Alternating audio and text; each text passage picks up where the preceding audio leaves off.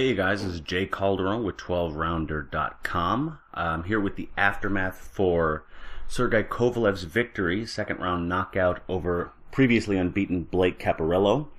It was starting out to be a sort of an interesting fight in a sense. Caparello seems slick enough. He had some movement, long jab, lanky guy, big guy.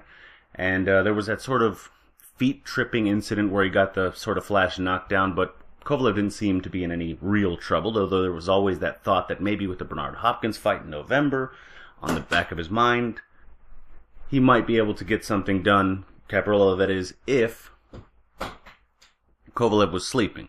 However, that was very quickly made out to be not the case when Kovalev just bum-rushed him effectively in the second round, looking to even up the score at the very least. Big right hand down the middle to the body.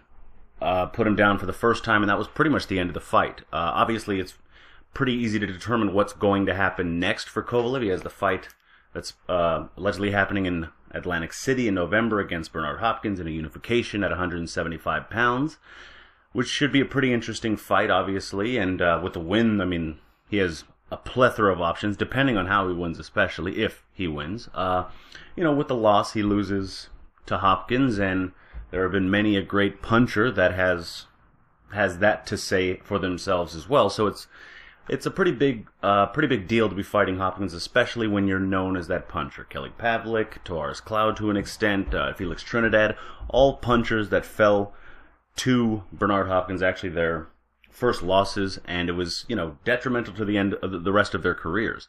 So in any event, that's pretty much what's that's not pretty much, that's exactly what's lined up for Kovalev at this point. It was a pretty decent performance. He seemed a bit bothered by the movement of Caparello, which I'm sure Hopkins is aware of as well. Might be something that he looks to use a bit of in their meeting later this year. But in any event, he excited the crowd, got the quick stoppage like he expected to, like we expected him to in a sense. So it was a decent little fight, and got the job done. In any event, I want to hear your thoughts on the fight, maybe your take on Kovalev-Hopkins, maybe some early predictions, and of course, like, comment, share, subscribe, all that good stuff. Visit 12rounder.com. Be sure to follow 12rounder Boxing. I'd love to hear your opinion, so you can do that below or obviously on Twitter. Either way, I'd love to hear from you. And till next time, enjoy the fights.